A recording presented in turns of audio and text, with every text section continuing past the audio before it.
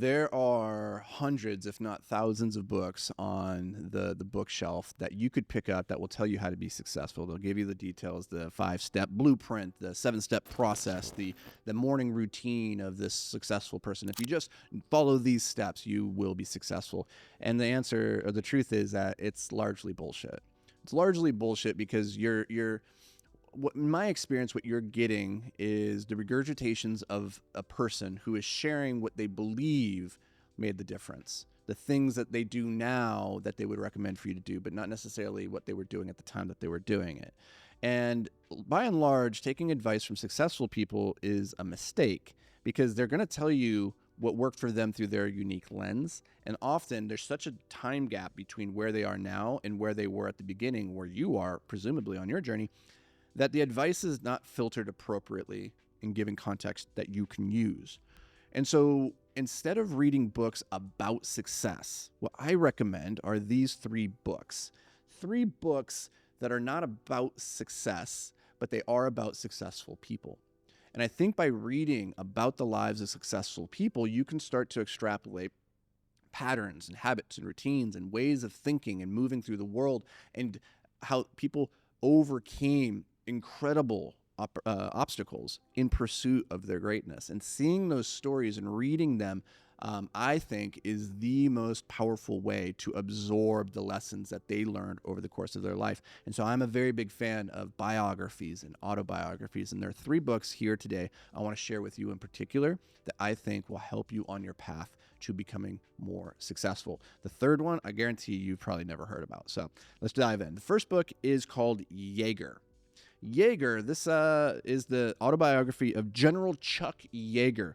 This dude was a badass. He's like a World War II, World War I fighter pilot with all the records for like shooting down the most enemies in a single battle. He's wild. He broke, I think, the sound barrier, the first human to ever do that. He was a test pilot for many, many years. I think he was technically like one of the first into low orbit. I can't remember exactly, but the reason I recommend this book is because he is an incredible writer. He's an incredible communicator, just a no-nonsense boy from West Virginia. He's called the West Virginia Buzzsaw. And he doesn't sugarcoat it. He used to have a really badass Twitter account, actually. He unfortunately passed away a number of years ago. His wife still maintains the Twitter account. But the reason I recommend this book is, number one, read about a man. Like, I love reading about war heroes because no matter what you're going through, like, if you're not in a war scenario, like, it could be worse. Like, whatever you're going through, it could be worse. And reading about how these people who did extraordinary things were able to deal with extraordinary events, I think is, there's a lot of powerful lessons to be taken from that. What I took from this book, though, about reading about Jaeger, is that this man was obsessed with flying. Like, the thing that made him so good was that he spent more time in a cockpit than literally any other human alive. He looked for every single opportunity to get behind the wheel or the stick, the yoke of a plane. And he wasn't an elitist about it. It wasn't like, oh, that plane's too small and lame, or that one's not cool. Like, he would fly anything. He's like, oh, that looks cool. Let's fly that. Let's see what it can do. And he would push it to its limit. Every single time he would get into this plane, he would push it and see what it could do, and he'd see what he could do. So he was constantly putting in the reps and then iterating and challenging himself while in the cockpit, and it turned him into just an absolute unit of a pilot. And I think the lesson there that we can take as we're trying to be successful in whatever endeavor it is that you need to be obsessed with whatever the thing is. It's very hard to win at a game that you don't love. If you don't love what you do, you're going to lose to the guy who does.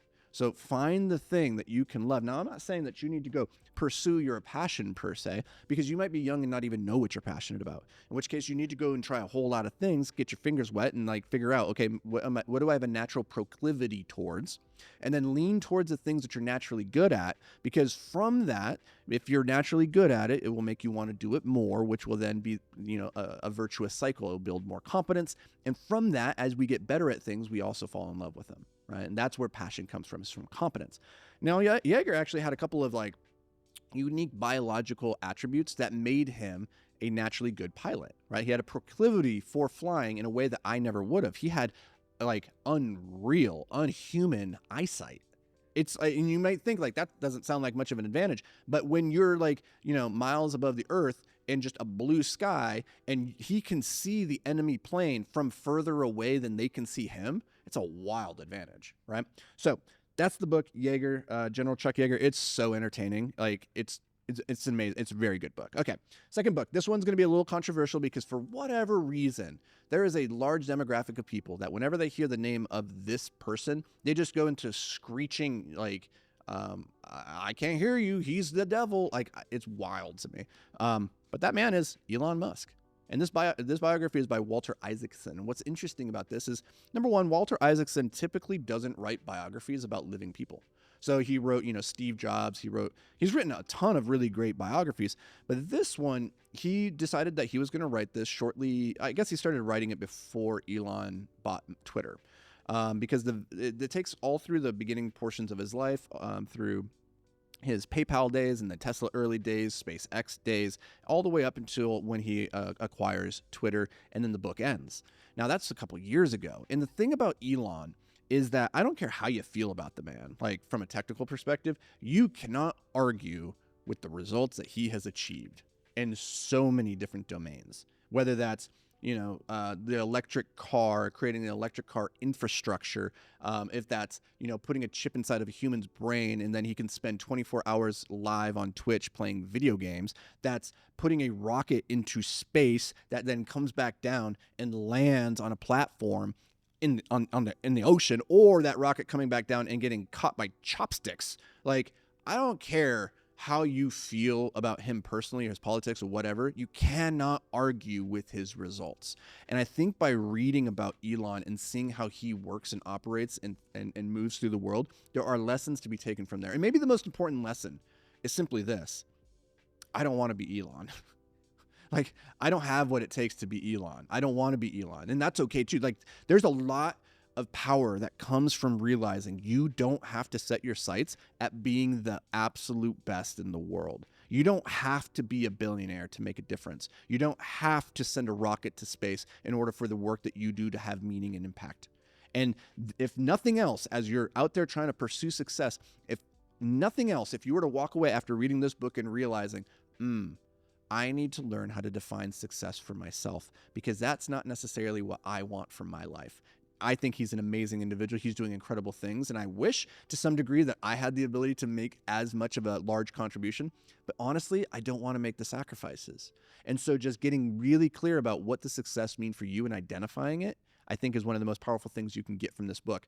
Also is just the inspiration of realizing, okay, if you do want great things for your life, you can go harder. You can go way, way harder. I think getting your eyes opened to just how much harder some people work is like, it's a game changer, and it will recalibrate your own expectations. It's the same when, high school athletes will go and they'll start playing in college, or, they'll then go to the NFL. And at each level, they're like, I was a top dog and I thought I knew what it looked like to work hard. And then they make the jump to the next level and they realize there's levels to this game. These guys work way harder. They're way faster, stronger, smarter. And like, I need to do better. And so getting exposure to somebody like Elon through a book like this that Walter Isaacson wrote, incredible way of expanding your horizon and recalibrating your standards of excellence. The third book is called The Story of America's Greatest Running Legend, Steve Prefontaine. Now, if you don't know, I was a runner back in the day, and Steve, he was a long-distance runner back in the 60s and 70s. He died very tragically in his early 20s. He was coached by the legendary Bill Bowerman, who's like one of the early shoe designers at Nike, very legendary. Just a lot of really cool lore and history from that era in this individual. The thing I love about this book, though, with is it's very similar to the book about Yeager, is when you read about somebody who is at the top of their game, you realize like how deeply they care about what they do and how they obsess over the minutia and the details of what they do. But more so, you realize that their motivations, the things that get them out of bed in the morning, it's not what you would think, right? Like, Steve didn't care about winning the races. He didn't care about the world records. He didn't care about the gold medals. What he cared about was winning the race in the way that he wanted to win, and running the race in the way that he wanted to run it, and making himself become the best version of himself. And a lot of times I think when we look at these guys like Steve Prefontaine or like a Michael Phelps or Michael Jordan, we think that what they are pursuing, like in Michael Jordan's case, he's pursuing the championship and he's pursuing the greatness and the rings and all that stuff. But I don't think that was Michael Jordan's motivation at all. I think Michael Jordan's motivation was every single day just to go into the gym and prove that he was the most badass motherfucker on the planet and that nobody could ball with him. And that the championship was just a reflection, a shadow cast on the ground as incontrovertible proof that he was, in fact, what he said he was. But he didn't need his shadow to know that he was the badass, right? And I think that's a very different mindset than what most average people think great people think like. And so when you get into the mind of a person like Pre or a person like Yeager, a person like Musk, you realize that their goal isn't the outcome. It isn't the status that comes from that stuff. It's the pursuit of who they're becoming in the moment to prove that they are as good as they say they are. Not to them, not to everybody, but to prove it to themselves. And if you can take that and you can collate these lessons and you can introduce them into your life and you can start to think in the same way as these people, then you will start to achieve similar results. And that right there is how you become successful. It isn't through some 5-step process. It is about immersing yourself in the life, in the thoughts, and the actions that would lead you towards being successful. So go pick up these books, read them, and then go forth and crush, my friend. I'll see you in the next episode.